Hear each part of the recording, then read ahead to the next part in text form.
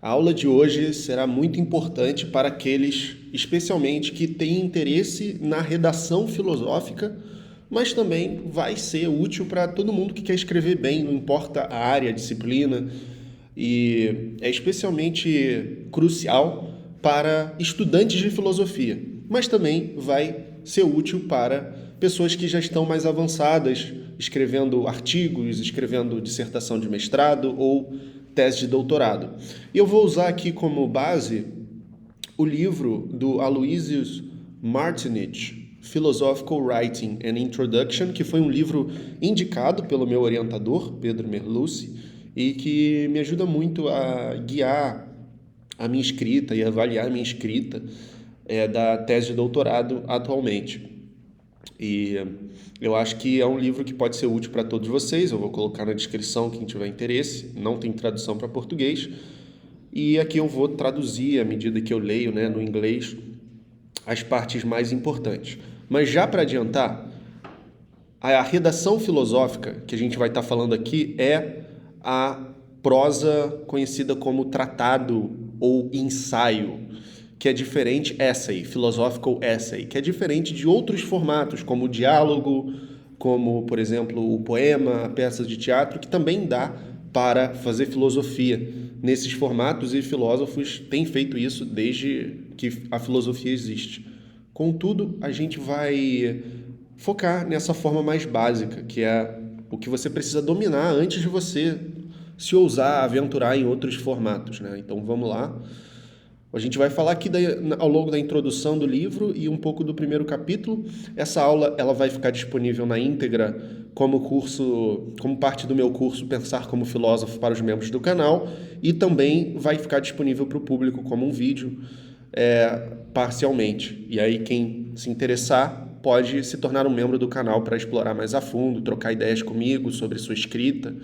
Então vamos para a introdução. E aqui tem uma frase do Nietzsche, né? Aqueles que sabem que são profundos buscam a clareza. Aqueles que gostariam de parecer profundos buscam a obscuridade, na Gaia Ciência.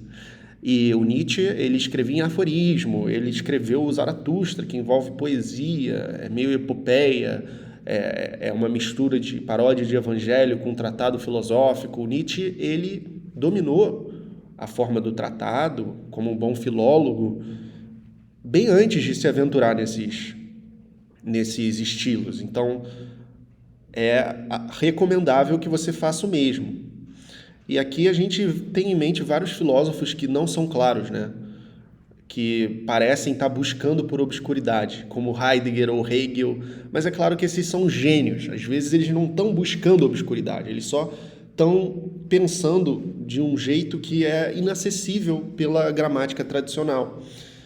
E aí vem o neologismo, vem a maneira que filósofos rompem com a gramática, porque esse é um dos desafios da própria escrita filosófica, que é que às vezes a gramática não dá conta.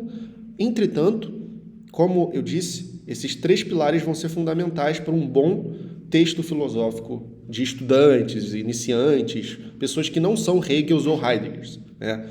A gramática, a clareza e a precisão. Então você quer respeitar as regras gramaticais, você quer ser claro no que você está falando e você quer ser preciso conceitualmente. E esse último é um dos fatores em que muitos estudantes pecam, digamos assim, né? Falham, e a gente vai falar sobre isso. Então, a escrita filosófica pode ter muitas estruturas diferentes. Os escritores mais experientes não têm dificuldade em escolher a estrutura. Vamos avançar um pouco. De acordo com as minhas anotações, o primeiro objetivo é a precisão, não a elegância. Então, se você é como eu, que tem um certo... tem uma queda pela poesia, né, por textos mais poéticos, uma estética mais refinada, tome cuidado, porque esse não é o objetivo. Depois você pode embelezar o seu texto, mas primeiro você tem que torná-lo preciso. E aqui o autor até fala que a elegância na escrita não é aprendida, né? É algo que é produto de uma espécie de gênio, aquela coisa do talento literário. Você não precisa para escrever bons textos filosóficos. Se você tiver, melhor ainda, mas tome cuidado para não tentar mimetizar isso, né? E atrapalhar o objetivo do seu texto. E aqui tem uma frase muito boa do filósofo Avram Stroll. Metade da boa filosofia é boa gramática. Que tem tudo a ver com isso que a gente veio falando já, né? Então, vamos ler aqui, ó. Quando filósofos argumentam que coisas que parecem pertencer a certa categoria realmente pertencem a outra, a gramática é prejudicada. Por exemplo, muitos teístas mantêm que Deus é justo, mas algumas visões de filósofos teístas mantiveram que isso não pode ser verdadeiro, porque Deus é justo. Se Deus é justo, então Deus tem a propriedade de ser justo. E se Deus tem a propriedade, então ele não é absolutamente simples ou pode ser corruptível.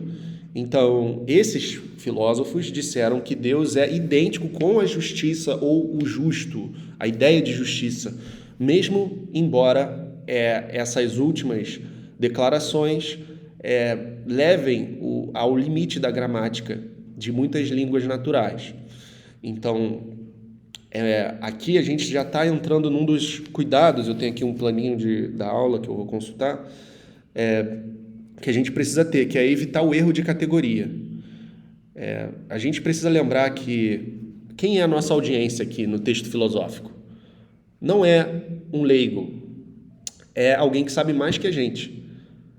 Quando Hume está escrevendo o Tratado da Natureza Humana, quando Kant está escrevendo a Crítica da Razão Pura, por que esses textos são difíceis? Porque eles se dirigem para um público diferenciado. Mas não é tão simples assim, porque no caso do estudante de filosofia, que não é um Hume, não é um Kant, você vai escrever presumindo que o seu público, o professor, sabe mais do que você, mas ainda assim você tem que explicar como se fosse para um leigo, porque você tem que convencer o professor de que você sabe do que você está falando, ou o orientador, digamos assim. Então, olha que peculiar a posição do estudante de filosofia na escrita, né? E o erro de categoria é um erro muito comum. E aqui a gente pode se deter um pouco nisso, né? Vamos lembrar as categorias doentes de Aristóteles. O erro de categoria não é estritamente um erro sobre as categorias doentes de Aristóteles. Você pode estar usando outro referencial teórico para pensar categorias. Contudo, é um bom começo para você evitar esse erro. Então, a gente tem substância, quantidade, qualidade, relação, onde, quando, estado, hábito, ação e paixão. Então, é a substância e seus 9 acidentes, que são os modos pelos quais, segundo Aristóteles, podemos explicar os entes nas mais diversas circunstâncias, né? Então, só utilizando como exemplo, a substância pode ser a essência de algo como uma pedra ou um ser humano. A quantidade, quantos seres humanos, quantas pedras. Qualidade, é forte, é alto, é branco, é preto, é azul. Relação descreve o que está conectado, né?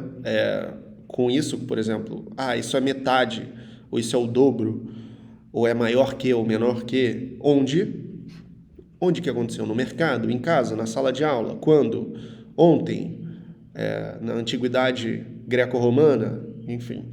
Estar em posição é o que a gente chama também de estado, né? Que você está sentado, você está deitado, você está em pé. Hábito, você tem alguma coisa, como um casaco, um celular, ou você está armado, por exemplo. Ação descreve algo muito intuitivamente, né, que você está fazendo, como cortar, algo sendo praticado. E paixão, algo que você está sofrendo, por exemplo. Eu estou com febre, né, eu estou sendo cortado. Enfim, então, evitar erros de categoria, evitar coisas como... aqui ele dá um exemplo, ó.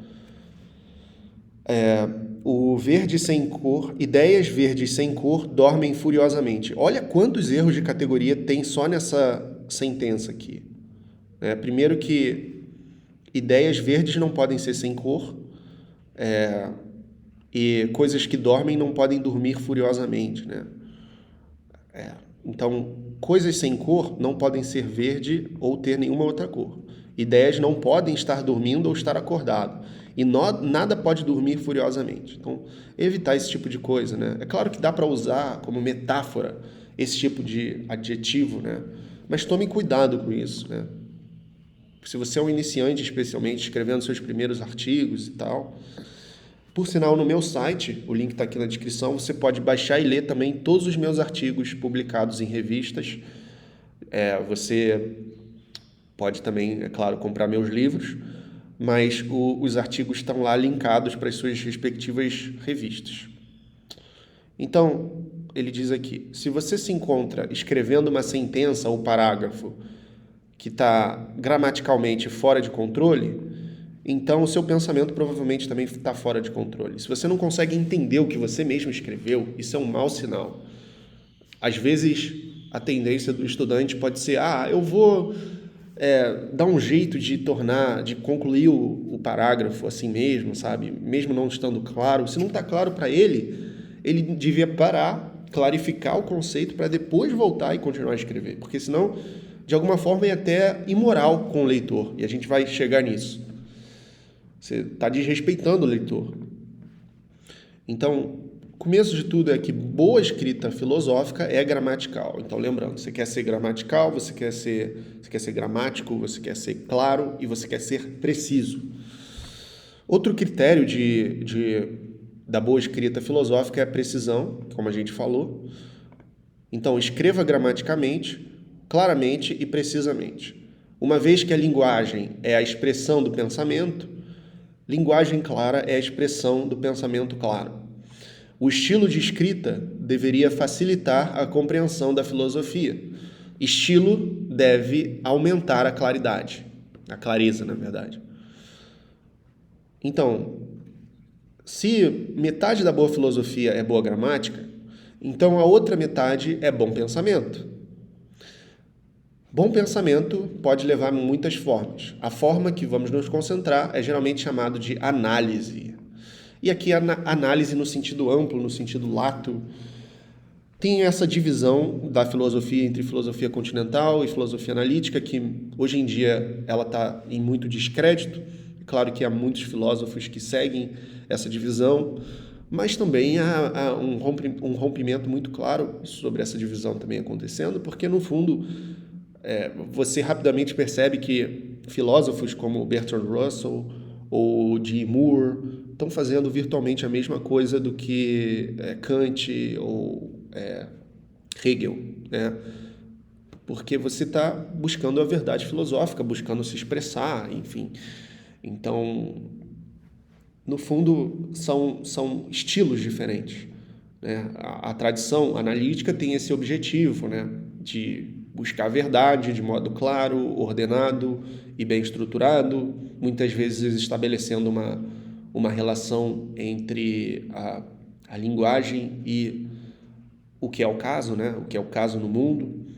Isso desde Wittgenstein, de Russell, mas isso não significa que filósofos chamados de continentais também não façam isso. Então, por exemplo, eu agora estou trabalhando dentro de uma tradição cuja literatura é fortemente analítica.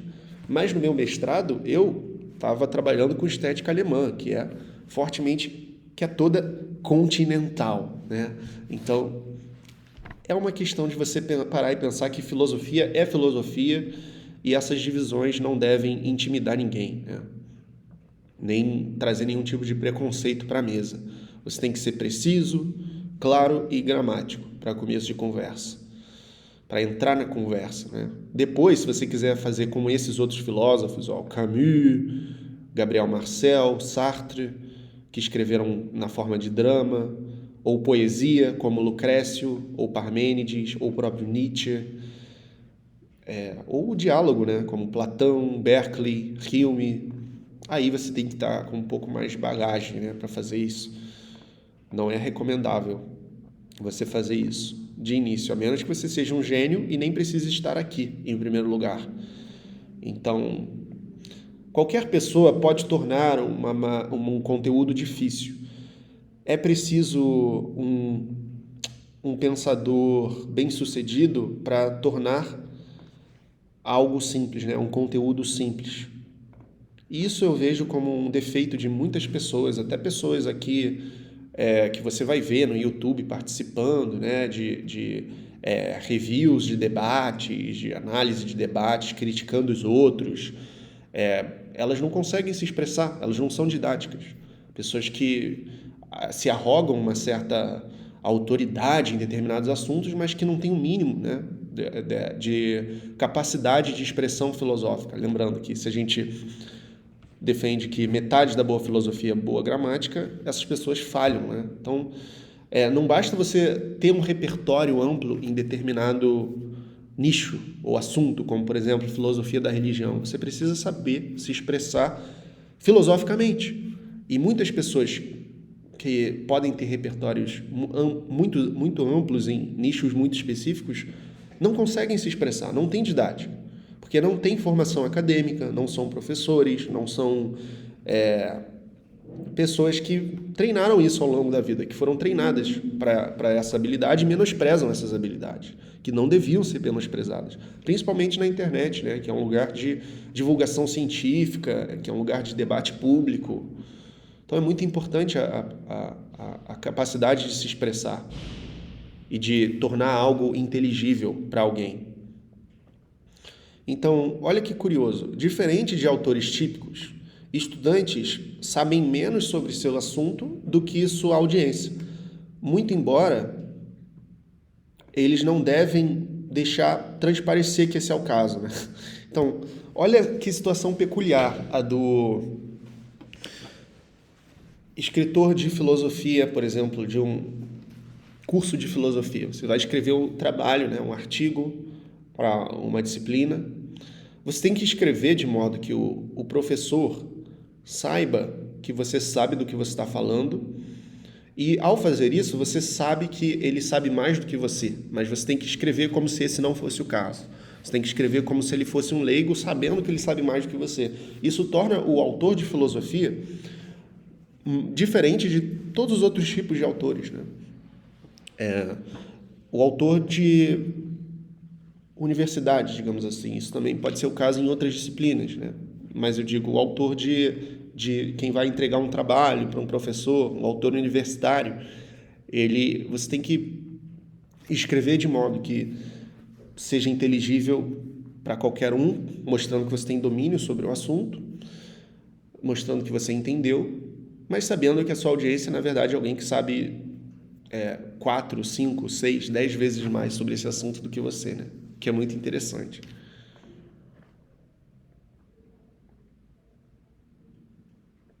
Ele dá aqui umas dicas para quem quer, por exemplo, escrever de modo a tornar o sujeito indeterminado, né? No sentido de gênero.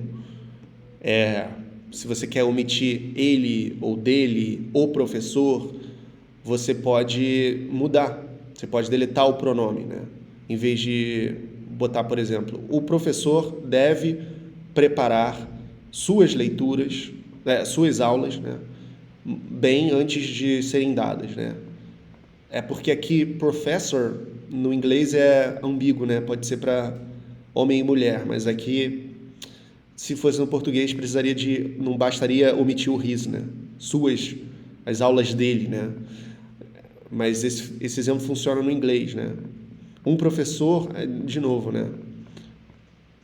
Esses exemplos aqui funcionam mais pro inglês. Para quem tem essa necessidade, né? Pode não ser o seu caso, não se sinta também obrigado a fazer isso.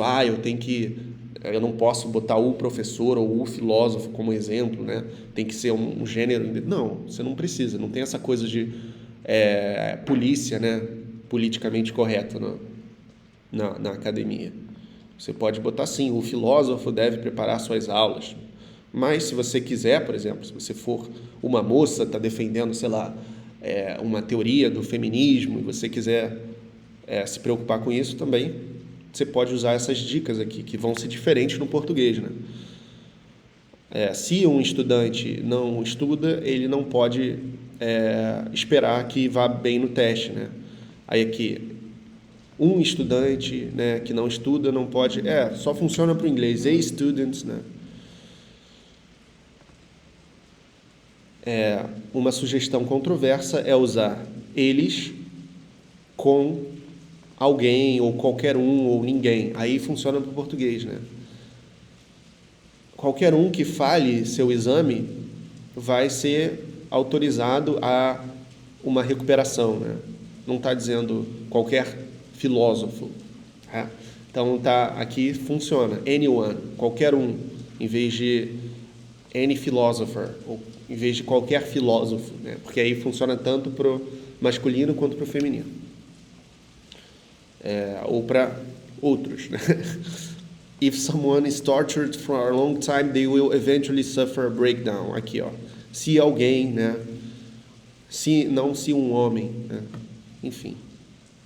Vamos agora para avançar e falar um pouco mais sobre o professor como audiência. Se você tem alguma dúvida, deixa nos comentários. Deixa um comentário para engajar, para mais pessoas conhecerem a aula, mais estudantes terem acesso a essa informação, conhecerem esse ótimo livro, porque ajuda muito o comentário e a curtida, qualquer que seja o comentário. Outra coisa, antes de entrar nisso, né, que eu diria para vocês, é evitar name dropping. O que é um name dropping? É quando você despeja um monte de nome de filósofo sem esmiuçar o que você está dizendo, né? Às vezes fica 5 filósofos mencionados no mesmo parágrafo e você não toma tempo para explicar muito bem por que você trouxe cada um deles, né? De acordo com Locke, Berkeley, Hume, o empirismo, o inatismo é falso, né? Mas por que você precisa trazer todos esses nomes? Escolhe um, né? Ou você não precisa mencionar os nomes, você pode falar, de acordo com empiristas, o inatismo é falso, né? Por tal e tal motivo que você encontra na literatura, mas não vai sair despejando o nome, é uma coisa feia geralmente, né? Mostra sinal de preguiça ou desconhecimento mesmo, né? Fica meio enciclopédico, parece um texto de Wikipédia, né? Então vamos lá, ó. A menos que o estudante seja excepcional, aqui o autor usa ela. Ela não está escrevendo para informar ou convencer sua audiência da verdade da posição que ela defende. Então, o seu propósito não é persuasão. Calma, vamos explicar. Além do mais, além do tópico ser excepcional ou professor relativamente ignorante, o propósito da estudante não é diretamente expositivo ou explanatório também. Presumivelmente, o professor também entende o material que o estudante está lutando para apresentar clara e corretamente. É trabalho do estudante mostrar ao seu professor que ela entende o que o professor ou a professora já sabe. Então, esse é o propósito central, né, da redação filosófica universitária, digamos assim. Quando você vai escrever um artigo acadêmico, aí sim, ou uma dissertação de mestrado, uma tese de doutorado, aí você começa a falar sobre isso aqui, persuasão, né? Mas no doutorado, sobretudo, que tem mais esse teor de defesa de uma tese original, né, de convencer pares, enfim. Mas no início você vai mostrar, o trabalho do estudante é mostrar para o professor que ele entende o que o professor já sabe e que está avaliando se ele entende ou não naquele trabalho específico. Não é impressionar o professor, não é causar a impressão de que você é genial, talentoso, nem nada disso. Cuidado com o embelezamento prematuro dos textos. É mais importante você ser gramático, claro, e preciso do que você ser poético, né? Ou ter intuições geniais, originais ali. O estudante precisa assumir, para o propósito de adotar uma posição autoral apropriada, que a audiência é inteligente, mas não informada. Isso é muito importante também. Você não pode presumir que os seus leitores são burros, nem que eles são oniscientes. Você sabe que você está escrevendo para alguém que sabe mais que você sobre determinado tópico, mas ainda assim você tem que escrever como se ele não soubesse daquilo que você está falando para mostrar para ele que você entendeu e pode explicar muito bem aquele assunto. Então, o estudante deve declarar sua tese e então explicar o que ela quer dizer. Ela deve provar sua tese ou, pelo menos, apresentar boas evidências para ela. Isso é muito legal, né? Tá, se você não consegue provar sua tese, você mostra as evidências, mostra os melhores argumentos para sua tese. E quando eu falo de argumentos, eu não estou falando de argumentos formalizados, tá? Tem gente que acha que você vai escrever uma tese, você tem que apresentar o argumento na linguagem formal da lógica. Não, você vai escrever um parágrafo, né, bem escrito, e implicitamente o argumento vai estar formalizado ali, mas ele não precisa ser explicitamente formalizado na tese.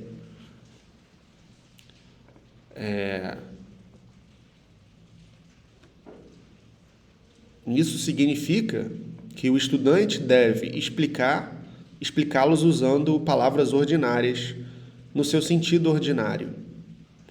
E isso nos levanta algum desafio também. Por quê? O que a filosofia tem de peculiar com relação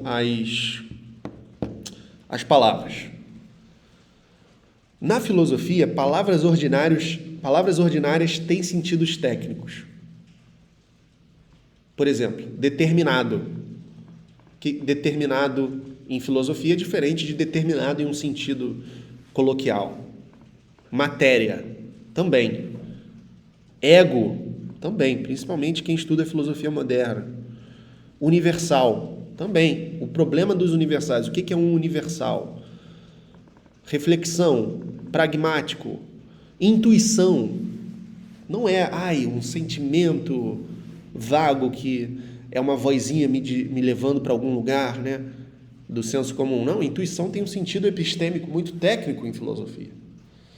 Então, se você está falando em termos técnicos, você tem que esclarecer o que você entende por esses termos. Você não pode presumir que o leitor já sabe o que você está querendo dizer com um determinado termo, mesmo que ele saiba.